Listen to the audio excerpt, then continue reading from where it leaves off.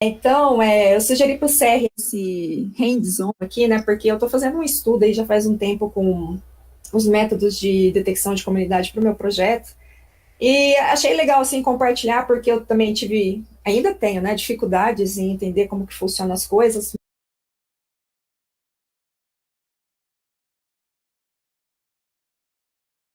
Mas não começou. Ah, tá, foi mal. Agora sim, né? Agora sim, Valeu. tá. Então, eu sugeri para o CR esse hands-on aqui, né, porque eu estou fazendo um estudo aí já faz um tempo com os métodos de detecção de comunidade para o meu projeto. E achei legal, assim, compartilhar, porque eu também tive, ainda tenho, né, dificuldades em entender como que funcionam as coisas, mas a questão é que, como isso está muito em alta, pode ser útil para qualquer um de vocês que, né, estejam trabalhando aí em qualquer projeto que vocês estejam. Então, assim, eu não vou entrar, assim, em detalhes que nem o professor Alan fez, que ele explicou tudo já no seminário que ele deu pra gente, né, a parte conceitual, etc. Então, o negócio eu vou mostrar mais na prática aqui no R, mas tudo que eu faço no R tem o correspondente no Python, porque inclusive é a mesma biblioteca, certo? Então, os métodos, eles provavelmente vão ter o mesmo nome, talvez alguma variaçãozinha só. Então, assim, se vocês pegarem depois o código para passar isso, transpor isso para o Python, não vai ser tão difícil, é fácil. Então, a minha ideia nesse hands-on aqui é mostrar como que a gente pode construir um grafo e depois encontrar comunidades que são grupos, né, de vértices que têm forte correlação entre eles, mas uma fraca relação entre os grupos, né? E como que a gente constrói esse grafo e como que a gente aplica esses métodos. Então, como a gente já sabe, os grafos são formados aí por vértices e arestas. E no nosso caso, os vértices vão ser os rótulos e as arestas vão ser aí medidas de similaridades que eu já fiz o cálculo para ficar mais fácil, inclusive, para a gente perder muito tempo. E a gente vai usar esses cálculos de similaridade para construir, então, o data frame, que constrói o grafo, que depois aplica o método de detecção de comunidade. Então, são alguns passos aí que a gente tem que seguir. Um grafo, ele é construído para as comunidades com um data frame nesse estilo aqui. Deixa eu aumentar um pouquinho. Assim, tá dando para ver, né? A gente precisa construir um data frame com 4 colunas, onde a gente vai ter praticamente as 2 primeiras colunas, todas as combinações de rótulos possíveis, que no caso são os vértices, né? Então a gente vai ter o vértice de origem e o vértice de destino. E entre o vértice de origem e destino, a gente tem uma aresta que conecta eles. As nossas arestas aqui são os valores de similaridade, de alguma medida de similaridade. E os vértices vão ser, né, os nossos rótulos. Então aqui é um exemplo.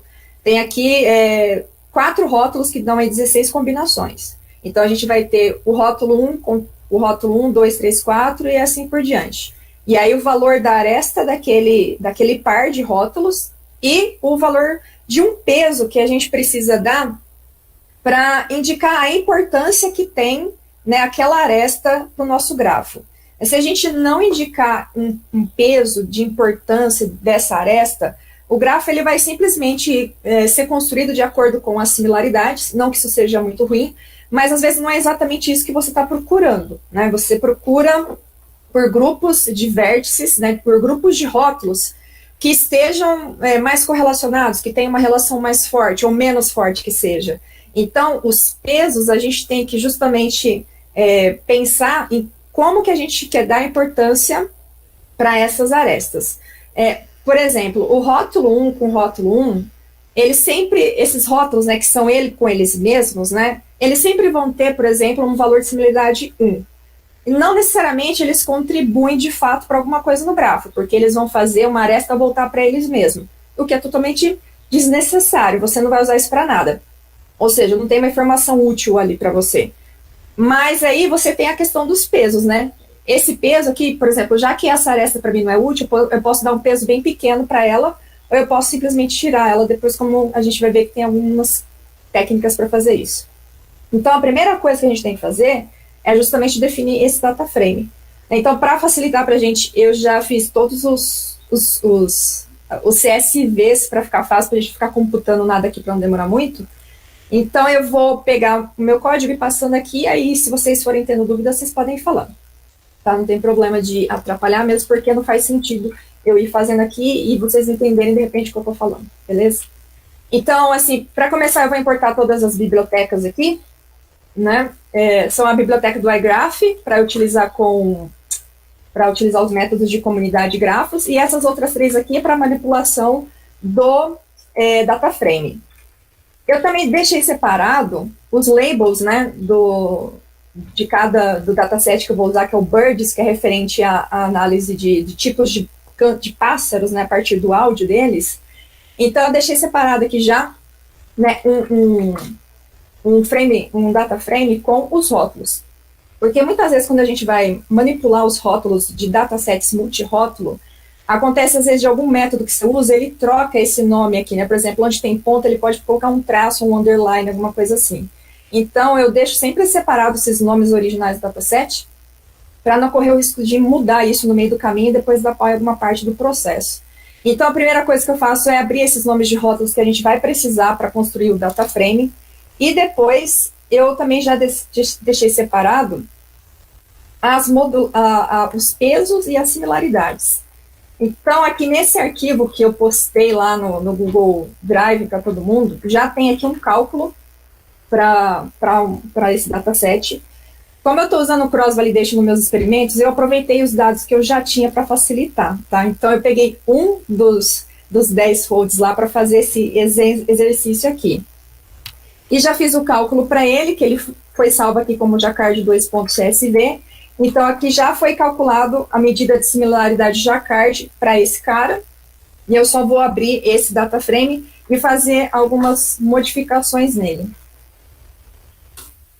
Então, aqui eu abri. Aqui, se vocês não estiverem enxergando alguma coisa, vocês me avisam, tá? Tem aqui já o data frame das medidas de similaridade do Jacquard, que vai retornar para nós uma matriz simétrica, né, com 19 por 19, porque são 19 rótulos que a gente tem nesse dataset, com os valores de similaridade que varia de 0 a 1, tá? Para poder utilizar certinho esse dataset aqui, porque eu não salvei direito, né, eu vou tirar essa coluna aqui e passar ela como nome de linha, para esse dataset ficar certo. Oi? Só um pouquinho, não sei se você falou também, não sei se ficou claro. Como é que você calcula a similaridade entre um rótulo e outro? Quais valores você usa? Como é que é a similaridade? Não sei se falou, pessoal. Não falei. O Jacquard, porque assim, as medidas de similaridade que eu estou usando no meu projeto são todas para dados categóricos, certo? Então, a gente tem que usar, basicamente, aquela tabela de contingência que, né, vai computar o A, o B, o C e o D para o dataset, que ele vai verificar quantas vezes cada rótulo sozinho aparece no dataset, simplificando bem aqui o conceito, tá? Quantas vezes um rótulo aparece com todos os outros rótulos, né, no dataset, e quantas vezes um rótulo nunca aparece com nenhum outro rótulo no dataset. Então, a partir dessa tabela de contingência que calcula esses valores, existem mais ou menos 80 medidas de similaridade que a gente pode calcular. Uma delas é o Jacquard, que basicamente vai computar ali um rótulo que aparece junto com todos os outros. Então, rótulo 1 com rótulo 1, rótulo 1 com rótulo 2, quantas vezes aparece? Rótulo 1 com rótulo 3, rótulo 1 com rótulo 4. E depois ele divide isso pelas quantidade de vezes que cada um desses rótulos aparece sozinhos. E com isso a gente tem uma medida, que, né, nesse caso é o Jacquard aqui, que dá para nós uma porcentagem dessas ocorrências de rótulos. Não sei se consegui explicar direito. Não, mas já ficou mais claro, porque você falou assim, a similaridade entre os rótulos, mas não vejo nada, pelo menos agora o pessoal já sabe. Você computa, né? Quantos exemplos aparecem em um par de rótulos, por exemplo. Quantas vezes um rótulo aparece junto com o outro, né? Isso tudo entra no cálculo. Desculpa, foi uma gafe minha. É porque o meu interesse é justamente identificar um pouco dessas relações, né? Por exemplo, se um rótulo aparece muitas vezes, né, junto com outro rótulo, provavelmente eles têm uma relação forte, e isso é uma coisa que me interessa. Se ele aparece poucas vezes com outro rótulo, isso pode ser interessante também, mas é preciso fazer um outro tipo de análise. Então, tem várias, né, dessas medidas que a gente pode usar e analisar, e a partir delas, né, do resultado desse cálculo delas, a gente pode construir os grafos de uma maneira que dá para explorar esse resultado, né, que é justamente separar esses rótulos que têm essas relações mais fortes e os rótulos que têm umas relações mais fracas, que é o meu interesse, tá? Então, assim, aqui só faço o ajuste do data frame, e depois aqui eu estou usando como peso para cada aresta as probabilidades condicionais. Mas qualquer outra coisa poderia ser utilizada desde que você defina. Então, sei lá, poderia ser apenas o total de cada rótulo, ou algum outro tipo de probabilidade. Então, aqui eu abro esse cara, e ele já me dá aqui também essas probabilidades, que inclusive foi o CR que ajudou a fazer esse código a calcular aqui. Então, tem aqui as probabilidades condicionais, né, de cada um dessas combinações de pares de rótulo. E eu vou usar essa probabilidade como peso nos grafos, né? Depois aqui eu também só faço um ajuste do data frame, que é para deixar ele bonitinho aqui, para não ficar meio confuso. Como a gente tem que construir um data frame que tenha lá esse formato, né? Eu fechei a imagem aqui, mas tem esse formato de vértice, origem e vértice destino. Então, eu criei uma funçãozinha aqui para justamente criar essa coluna inicial aqui, essa primeira coluna. Então, nessa função, eu vou gerar todos os rótulos que eu preciso para colocar nessa primeira coluna, que seriam 19 vezes o rótulo 1, 19 vezes o rótulo 2 e assim por diante. Então, nessa funçãozinha eu faço isso, e aí ele já vai me mostrar aqui Opa! From, tá aqui. Olha, ele não tá mostrando porque é uma lista, tá certo. Beleza. Aqui não vai mostrar, não consigo. Foi que estava funcionando naquela hora. Bom, mas o importante é que ele vai abrir aqui depois na hora que a gente precisar. Que na hora que eu fazer o bind desse data frame, ele vai aparecer lá certinho na ordem que precisa, que são esses rótulos um embaixo do outro. Depois que a gente conseguiu já essas informações que são necessárias, que são as informações da similaridade, do peso e dos rótulos, aí a gente pode começar a fazer a montagem. Então, aqui, eu estou usando essa funçãozinha que chama pivot longer aqui, que ela transforma essa matriz quadrada, né, que ela é 19 por 19, numa matriz retangular. Então, ele vai colocar todos os rótulos aqui, né, que são os pares, um embaixo do outro, e vai manter os valores de similaridade. Então, vai ficar assim. Então, ele coloca aqui todos os tipos de pássaro, né, com a respectiva medida de Jacquard. Como ele tem por 19, vai ficar aqui 300 e poucas linhas, né, 361 linhas. Mas os valores e a ordem é mantida exatamente como está na matriz quadrada, tá? Então, assim, não precisa se preocupar se isso vai ficar fora de ordem, porque ele faz a conversão certinha. Essa aqui é uma função bem útil, inclusive. E aí eu vou fazer a mesma coisa depois com os pesos, né? Então, pivot longer, ele vai transformar aquela matriz quadrada dos pesos nessa tabela também retangular. E fica aqui também, na ordem certinha, né, os rótulos com os seus valores de peso. Então, aqui, com isso, a gente conseguiu obter aqui a coluna 2 e 3, né, que seria essa coluna aqui do vértice de destino, a aresta e o peso, essas três colunas. A gente tem que juntar agora essa primeira coluna do vértice de origem.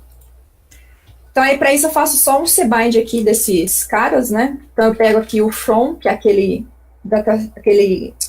aquela lista que eu coloquei de caracteres de labels. Aí, eu pego o meu data frame aqui do pivot longer das similaridades e dos pesos. E aí, ele monta aqui bonitinho. Eu faço uma renomeação das colunas para ficar certo, né? Então, aqui o from, então, do primeiro rótulo, depois o segundo rótulo, o terceiro rótulo, assim por diante. E aqui o to, que é justamente o vértice de destino, o valor de Jacquard e os pesos, tá? Então, esse é o data frame que tem que ser construído para construir um grafo baseado em similaridade. E eu estou falando isso porque se você for usar o espaço de atributos lá, né, tipo, os atributos normais, você não vai construir desse jeito o grafo. Você tem que construir de um outro jeito, que é mais complicado. De acordo com o que eu conversei com o professor Alan, que eu li, vocês têm que construir um KNN e um eRadius, mais ou menos isso, ou uma combinação deles, para poder chegar em algo parecido com isso daqui. No nosso caso, como a gente está usando aqui uma matriz de similaridade justamente porque é o tipo de coisa que a gente quer analisar, é um pouco mais fácil essa construção, porque é só a gente juntar uma coisa com outra e o grafo já está pronto. Então, eu só queria frisar isso, porque senão depois pode haver um pouco de confusão. Né? Então, assim, a análise que eu estou fazendo é uma análise para o espaço de rótulos, só para os rótulos lá do espaço de rótulos. Eu não estou pegando as instâncias lá do espaço de atributos de entrada para fazer nenhum tipo de análise. E se eu fosse fazer isso, eu teria que utilizar aqueles outros métodos que eu mencionei. Esses daí, como eu não vou precisar usar, eu realmente não cheguei a estudar eles com profundidade. Aí uma outra coisa que tem que ser feita, que o Alan também falou na apresentação dele, é essa tal da estratificação. Essa estratificação, basicamente, é tirar do grafo informação que não vai agregar valor para o grafo. Então, por exemplo, aquela questão do rótulo 1 ligado ao rótulo 1. Que tipo de informação isso me dá? Não me dá nenhum tipo de informação, na verdade, porque a gente sabe que esse par de rótulos, ele só está ali porque, né, ele foi computado, mas ele não te dá informação adicional nenhuma. Então, uma coisa que pode ser feita é essa estratificação com um threshold, que significa você colocar ali um valor, né, para retirar determinadas arestas que você acredita ali que não vai contribuir para a construção do teu grafo. Então, esses self-loops, que são esses rótulos que ficam entre eles, seria uma dessas situações. E você também pode definir valores. No meu caso aqui, eu defini, por exemplo, além dessa, que é de tirar fora esses valores de similaridade 1 para esses rótulos que ficam entre eles mesmos, tirar todos os valores de Jacquard igual a 0 e todos os valores de Jacquard menor que 0.01. E isso daqui é uma coisa que depende muito de cada situação. Por exemplo, no meu projeto, a gente vai ter que pensar muito bem sobre como fazer essa seleção aqui, porque dependendo de como for feita, pode ter um impacto negativo. Né? Se eu te retirar valores de Jacquard menores que 0.5, qual que vai ser o resultado que eu vou obter disso? Será que realmente essas similaridades menores que 0.5 não contribuem absolutamente nada, né, para aquilo que eu estou querendo? Então, essa é a parte que, de fato, é feita a modelagem do grafo. Essa é a parte que eu acho que a gente tem que perder mais tempo pensando em como a gente está querendo analisar a partir do resultado que a gente está querendo chegar. Acho que é a parte mais difícil. Então, aqui, só para ficar bem fácil, eu faço um arranjo aqui em ordem crescente, né, do Jacquard, e depois eu faço o quê? Eu vou retirar aqui as 19 primeiras linhas, que são justamente as linhas que têm o valor 1 para os rótulos que estão conectados com eles próprios, né? Então, quando eu tiro aqui, já não está mais aqui, olha, os valores de Jacquard com 1.0 lá, que são os rótulos que conectam a eles próprios. Aqui só tem que tomar um cuidado, porque, por exemplo, nesse caso eu sei exatamente que são 19 rótulos, né? Os 19 primeiros que tem o valor 1, mas se você comer bronha e colocar, por exemplo, para tirar todos os valores de 1.0, você pode tirar, por exemplo, uma conexão de rótulos diferentes que tem esse valor de 1.0. E, às vezes, você vai ter lá cálculos de similaridade que você tem dois rótulos, né, pares de rótulos ali, que tem esse valor 1.0. Então, só tomar um cuidado com isso. E depois eu vou fazer isso aqui também para tirar esses valores. E também vai cair fora aqui, ó, todos os valores 0. Então, agora sim, já diminuiu a quantidade de arestas que tem nesse grafo. Basicamente, a quantidade de linhas que a gente tem no DataFrame é a quantidade de arestas que vai ter no grafo. E essas arestas é que manda na coisa toda, para falar a verdade, porque praticamente todos os cálculos depois que são feitos nos métodos, eles usam como base as arestas e as conexões dessas arestas com os vértices. Né? E quanto mais arestas tiver, mais difícil é fazer a análise depois. Então, essa podagem, né, ela é importante nessa parte.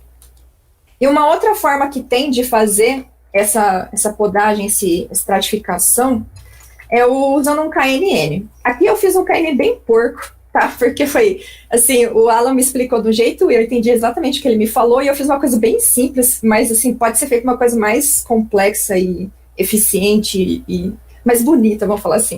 Mas aqui a única coisa que eu fiz foi o seguinte, eu quero separar, nesse grafo aqui, só aqueles vértices que têm os valores mais altos perto de mim. Então, por exemplo, os 4 vértices, os 4 rótulos ali, que têm o maior valor de peso perto de mim. Os outros, eu não quero aqueles caras lá, eu vou jogar eles fora. Então, basicamente, eu fiz o seguinte, foi selecionar os 4 maiores valores referente a um vértice e ignorar o resto, né, apagar o resto, substituir mesmo o valor por 0. Então, para eu ficar com os 2 grafos e mostrar a diferença que dá, eu criei um outro grafo aqui, né, um grafo 2, e eu vou criar um outro data frame aqui para ter um resultado desse grafo de KNN. E aí eu faço um for de 1 até 19, que é justamente para passar por todos os rótulos. Então, primeiro, eu vou filtrar o rótulo específico, que eu estou trabalhando aqui. Então, o rótulo 1, o Brown Keeper lá. Vou filtrar ele, selecionar todo mundo que faz parte dele. Depois eu vou ordenar do maior para o menor, como eu falei, bem porquinho. Eu ordeno do maior para o menor e pego só os 4 primeiros. Para eu pegar só os 4 primeiros, o que eu fiz? Da linha 5 até a linha 19, eu vou substituir o Jacquard por 0, porque essas arestas de similaridade eu não quero elas. Aí eu vou ficar com data frame, que vai me retornar, então, os 4 maiores para cada rótulo no Jacquard e o resto vai ficar com valor 0. E aí os pesos, vocês deixam eles quietinhos ali, porque a gente acaba usando o peso para fazer a montagem da importância daquela aresta, né? E aí no final eu só faço aqui um RBIND das linhas, porque tem que montar o data frame final. Então, na hora que ele termina aqui,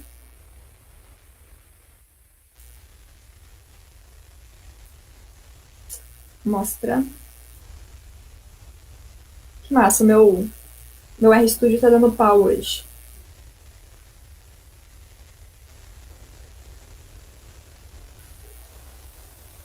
Deixa eu ver se aparece aqui. Eita, não criei. Não apertei alguma coisa aqui, peraí. Deixa eu ver, esqueci de dar enter em algum lugar. Provavelmente.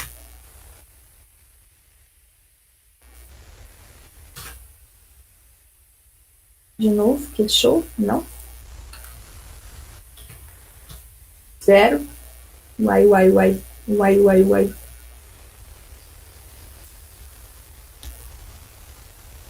Eu fiz aqui um grafo igual ao outro, tá certo. Bruno, não sei o que tá acontecendo. Eu vou continuar, depois a gente volta aqui. Mas... Essa variável aí, ó. Qual? Essa variável tá... Ah, não vi, desculpa. Res1 wages. Ele tá falando que não é um vetor, às vezes é assim. Então, gente, mas eu testei esse código inúmeras vezes. Inúmeras. Tava funcionando tão normal. Esse order é dentro... Ah, ali, ó. Order. Deve ter dentro de res1. Ai, não era pra abrir isso aqui, não. Então, né, tá dando um erro aqui mesmo. Não é só pegar o retorno. E às vezes o pacote atualizou, que, por exemplo... Entendi. Ele tá botando uma lista, por exemplo. Sabe o que aconteceu? Eu instalei os pacotes hoje, pode ter dado conflito em alguma coisa. Coloca um browser ali e volta, vê o que retorna de res1. Colocar o quê? Coloca aquele comandinho browser. Não conheço, Sérgio. Como é que escreve isso? Onde? Que lugar? Aqui? Browser, sim. Peraí, que eu não tô vendo o chat. Coloca depois do res1. No console? Não, ali, ó, no código, depois do res1. Tá.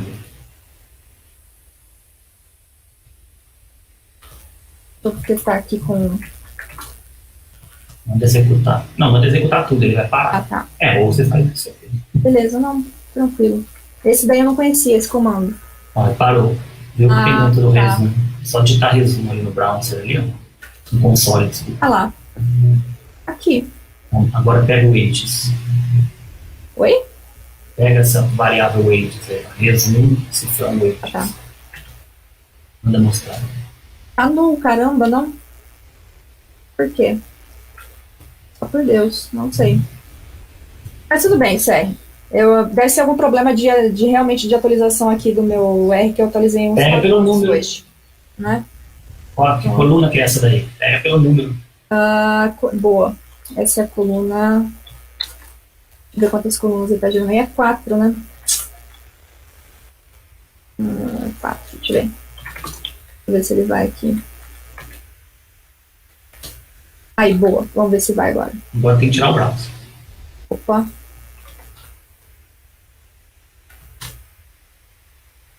Oxe, Maria, agora foi. Agora é... Perfeito. Agora deu certo aqui. Não sei se... eu sei que tá ruim de enxergar aqui, é pequeno, mas eu não sei como que aumenta esse zoom desse data frame aqui que aparece na visualização. Mas aqui, ó, tem só os 4 primeiros valores e depois tá tudo 0.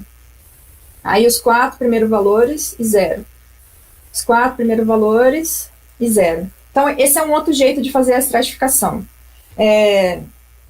É um jeito interessante, mas precisa novamente verificar, assim, o que exatamente você quer fazer, né? Aqui eu fiz mais um teste, assim, inicial, né? Eu poderia, por exemplo, colocar, ao invés do Jacquard 0, os pesos, né? Eu também posso pegar agora e fazer o quê? Tirar todo mundo que é 0. Todos os Jacquard e pesos que são 0, eu posso tirar fora, porque 0 com 0 não vai acrescentar nada também lá na rede de conhecimento do grafo que vai ser construído.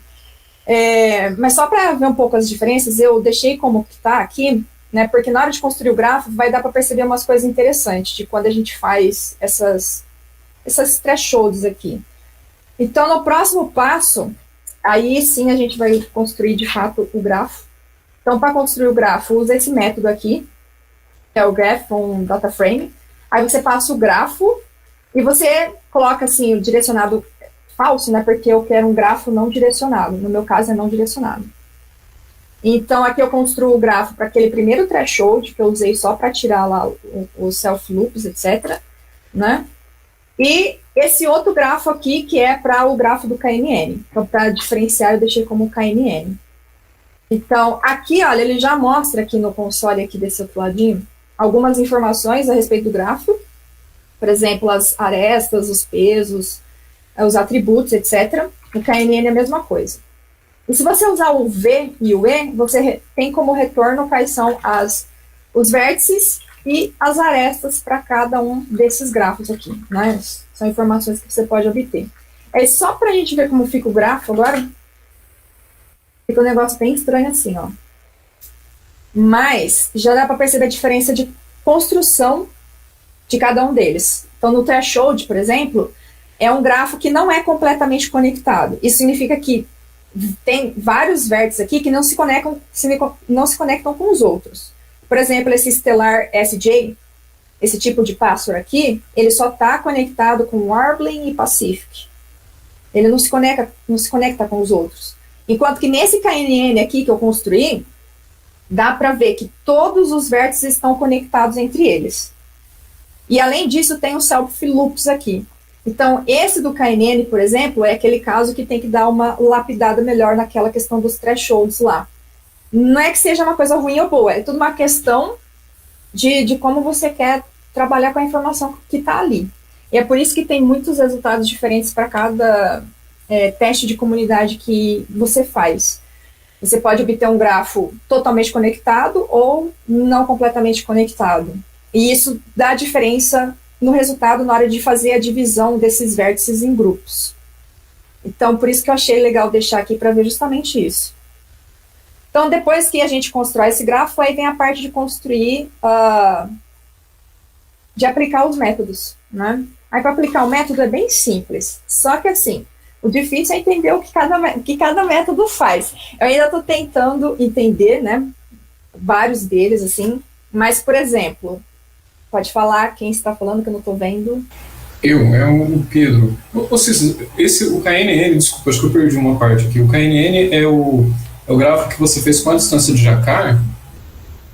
Todos os grafos aqui, eu estou usando como base uma matriz de similaridade de Jacquard. Tá. O que eles chamam de matriz de adjacência. Essa matriz quadrada, simétrica, né, que você tem todos os vértices contra todos os vértices. No nosso caso, são todos os rótulos contra todos os rótulos. Entendi. E aí tudo é aplicado em cima disso. o KNN é só uma questão de quais são os valores mais altos ali que eu quero que fiquem conectados com um vértice em particular. Aqueles vértices que não têm esse valor muito alto de similaridade, eu descarto. Certo, é uma opção. Ele conecta um vértice com os K vértices mais próximos? A mesma ideia do KNN? Exatamente isso. Desculpa, acho que eu não falei direito, né? E aí a proximidade entre os vértices que você está usando é a distância de Jacquard nesse caso. E no outro também, né? Agora que eu entendi. Então, no threshold, a única coisa que você faz é cortar, Isso. Você, por exemplo, o rótulo 1 com o rótulo 1 sempre vai ter uma similaridade 1. Isso para você, tanto faz como tanto fez. Você pode tirar fora, entendeu? E o que mais que não é importante para você? Aí é uma questão que vai do projeto, entendeu? Então, no KNN, você pode definir um número que você quiser. Sei lá, você pode fazer um tuning lá e descobrir um valor legal que, tantos, 5 vértices aqui são interessantes. Mais do que isso não é nem menos do que isso. Aí você pode usar e construir o seu grafo a partir daquilo. Tá. E também uma coisa que o Alan falou, que acho que ele falou no dia aqui também, é que essa questão do self-loops é interessante a gente retirar também, porque o self-loop é só aquela aresta que volta para o mesmo vértice e não, né, é uma informação redundante, né? Então, assim, quais são as informações redundantes que você quer tirar, sabe? Né? Entendi. Então, pode falar. Desculpa, mas só para sintetizar, assim, no KNN, então você pega, por exemplo, 5 nós para cada outro nó, mas que tem a distância de Jacquard mais próxima. Isso. E aí no threshold você pega todos aqueles que tem acima de um threshold, a distância. Isso, abaixo. Exatamente. Obrigado. Exatamente isso. Eu também demorei para entender, viu? Mas depois que entendi ficou legal. Mas é exatamente essa ideia aí. Certo. Essas são as duas formas, né, que eu conheço, que o Alan falou que eu posso usar sem medo, né, que vai dar ok. Pode ser que tenham outras, mas assim, dos artigos que eu li até agora eu não vi ainda outras formas, né? Todos, aliás, que eu li, fizeram coisas muito mais simples, né? Principalmente os trabalhos correlatos com os meus, eles simplesmente colocaram a matriz de similaridade lá, às vezes nem usaram pesos, alguns usaram uns pesos bem simples, e pronto, sabe? Então, assim, eu já estou pensando numa coisa um pouco mais elaborada, né? Entendi. E essas formas aí. Beleza? Beleza. Para aplicar, então, os métodos, eu acho que tem 9 métodos, se eu não estou enganada, nessa biblioteca do iGraph. E cada método trabalha com uma forma diferente de fazer o cálculo para encontrar esses vértices, né, que são densamente conectados entre eles a partir das arestas. Então, muitos dos cálculos são feitos com base na quantidade de arestas em que cada vértice se conecta com o outro, por exemplo. Esse é o caso desse método aqui, que é o Edge Betweenness. Esse nome difícil aqui, mas basicamente ele é baseado na quantidade de caminhos mais curtos para um determinado vértice. Esse, assim, conceitualmente falando, bem simples, tá? Porque ainda não consigo explicar certinho, que eu preciso aprofundar um pouco. Mas eu sei que esse betweenness significa justamente os caminhos mais curtos, né, de um vértice para os outros, e ele trabalha justamente no cálculo de quais são esses vértices mais curtos para um específico. E aí, na hora de construir aqui, o método é bem simples. Você passa o seu grafo, aí tem vários parâmetros. Se você vier aqui apertar F1, ele dá aqui no help tudo que tem para aquele método, né? Então, tem aqui uma descrição, tal, aí tem todos os parâmetros do método e tem para que serve cada um desses parâmetros. Tem uma descrição básica aqui e tal, aí tem o artigo original, etc. E aí um exemplo de como usa. Então, basicamente, os weights são os pesos que a gente tem que passar aqui explicitamente, né? Falar, essa é a coluna de pesos aqui, eu quero que você use. E os outros, que são valores true ou false aqui, é basicamente assim, para retornar os valores de cálculo daquela questão. Então, por exemplo, retorna aqui os valores calculados para aresta intermediária, que seria a tradução literal. Os pontos onde aconteceram as fusões entre os vértices é para retornar. Bridges, eu não lembro muito bem, mas retorna uma lista das arestas removidas, porque ele também faz uma poda na hora de encontrar as comunidades. A modularidade e o membership. Membership é fácil, que ele vai retornar quais são os rótulos em cada grupo ali que ele está. E a modularidade, ela também é uma medida básica comum para todos os métodos de comunidade, que basicamente vai te dizer ali a qualidade da partição. Eu falo partição porque de fato é uma partição daquele grafo. A verdade é que, lendo os artigos aí, né, deu para concluir, alguns artigos até mencionam que os métodos de comunidade, eles são, na verdade, um problema de particionamento de grafo. E muitos desses algoritmos, né, que foram testados aí ao longo dos anos, eles testaram coisas básicas lá de agrupamento mesmo. Então, esse Edge Betweenness, por exemplo, ele usa como base o algoritmo de agrupamento hierárquico aglomerativo divisivo, né, que é justamente o que eu estava usando no meu projeto, mas eu estava usando o aglomerativo comum. E essa modularidade, então, é um valor que vai ser retornado ali, que é calculado a partir de várias coisas relacionadas a arestas. Não existe um único jeito de calcular essa modularidade, na verdade. Depende de cada um desses algoritmos aqui. E ele retorna esse valor, e você pode usar esse valor como um valor de coeficiente para comparar as comunidades. Então, se você utilizar lá os 9 métodos de comunidade, você usa a modularidade de cada um para verificar qual deles é o melhor. E você também pode usar o valor de modularidade de cada partição dentro de cada comunidade para verificar, né, os particionamentos individuais. E isso é bem interessante, assim. Mas todos, basicamente, são baseados aí na questão dessas arestas, né, da densidade das arestas. Não sei se ficou claro aí, mas, assim, é a primeira vez que eu estou falando do assunto, então não sei se está claro, assim, se a explicação está boa. Aí eu vou construir um outro grafo aqui, e aí já está acabando, tá? Só para ninguém ficar preocupado. O outro grafo do KNN, e eu vou aqui também colocar uma funçãozinha e ploto o grafo, e nessa função que plota o grafo, eu vou passar a comunidade como parâmetro, o grafo, o título, e aí no plot, né, eu passo a comunidade, o grafo, e várias opções aqui que tem para você mudar as coisas no grafo, que fica super legal. Então, na documentação tem várias coisas, eu tentei colocar tudo aqui, mas não deu. Assim, tem coisas que não funcionam para determinadas opções. Então, cor do rótulo que vai escrito, a cor da esfera, o tipo da esfera que você quer, né, a bolinha ali que identifica o vértice, o tamanho, enfim. E o título. E aí, para plotar, para ficar fácil, né, eu usei aqui o par, né, com uma linha e 2 colunas para plotar os 2 grafos juntos, né? Eita, não dei enter aqui, não ia funcionar, né? E aí plota aqui o grafo, ó. Aí o que é legal de ver aqui? Essa aqui é uma comunidade, esse vértice aqui, esse rótulo, ele é uma comunidade sozinha, né? Então eu tenho 1, 2, 3, 4, 5 rótulos aqui que eles estão sozinhos num grupo só. E aí tem esses caras aqui que estão todos juntos num único grupo. Então aqui esse grafo, além dele não ser um grafo completamente conectado, né, ele ainda te resulta aqui uma certa quantidade de rótulos que tem uma forte conexão entre eles, e esses outros 5 aqui que estão apartados aqui. E dá para ver pelas arestas aqui, né, que eles se conectam a poucos outros vértices. E já do outro lado, no KNN, a gente tem uma situação parecida, só que são rótulos diferentes. Tem também 1, 2, 3, 4, 5 rótulos que estão sozinhos, e o resto está num só. E você observa que essas cores, tá, elas indicam as comunidades separadamente. Nesse caso aqui, do KNN, ainda é um grafo completamente conectado. E mesmo assim, ele te dá comunidades que estão lá com um único vértice, um único rótulo separado. E isso é exatamente assim o que eu procuro no meu projeto, né? Exatamente esse tipo de coisa aqui. Como esse algoritmo ele é hierárquico, dá para fazer o dendrograma dele. Deixa eu pegar aqui.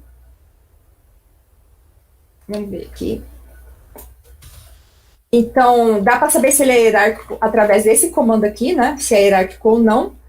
Então, ele vai retornar aqui true, né? Porque é hierárquico. Aqui também true é hierárquico. Aí tem aqui algumas opções aqui para você trabalhar com hierárquico, mas para plotar não precisa disso, você só passa como parâmetro o método aqui que retornou, né? Então eu chamei de EBTR e EBKNN. E aqui eu passo eles como parâmetro que ele já constrói o dendrograma. Ah, ficou horrível, mas tudo bem. Então, aqui já dá para perceber, ó, esse dendrograma do threshold, ele tá até que bonitinho, mas esse do KNN dá para perceber que ele foi basicamente fazendo um empilhamento, e não sei se isso é algo muito bom, para falar a verdade, né? Justamente porque tinha lá aqueles self-loops, e é um grafo totalmente conectado, então, assim, eu preciso, inclusive, perguntar pro Alan depois se isso é uma coisa interessante ou não. Mas eu acho que não deve ser muito legal. E aqui o outro grafo, então, do threshold, que aparentemente é um pouquinho melhor. E aí, para mim, no meu caso, no meu projeto, eu posso pegar esses dentogramas e ir cortando eles em várias partes e obter as partições que eu preciso para o meu problema. E é bem interessante. E aí, se eu quiser saber quais são as comunidades aqui, eu posso usar esse comando, que ele já me retorna aqui, ó, tá vendo? Ó, o grupo 1 tem esses rótulos, grupo 2 esse, 3 esse, 4 esse, e a outra também. Da outra comunidade aqui, beleza. Também a mesma coisa. Ele já separa aqui bonitinho. Se eu quiser saber a modularidade, eu venho e uso esse comando e KNN aqui. E aí eu vejo, ó, essa modularidade, por exemplo, do threshold, apesar de ser extremamente baixa, que é 0.0000, ainda é mais alta do que o KNN. Então, em tese, as comunidades encontradas pelo threshold são melhores do que as do KNN. E assim, na modularidade quanto mais próximo de 1, melhor é o particionamento. E aí tem vários outros comandos aí que vocês podem utilizar para saber mais informações do grafo. Eu só vou botar aqui, mas assim, dá para comparar as comunidades usando compare, dá para ver quais são as arestas que foram removidas, os cálculos de betweenness. Aqui os merges, que é onde que aconteceram cada uma das junções daquele dendrograma. Dá para ver tudo isso. Tamanho aqui, que a gente sabe que é, né, o tamanho das comunidades, ó, né, são 6, etc. 14 vértices no grupo 6. E com isso daí dá para fazer várias coisas depois. E os outros métodos são basicamente a mesma coisa.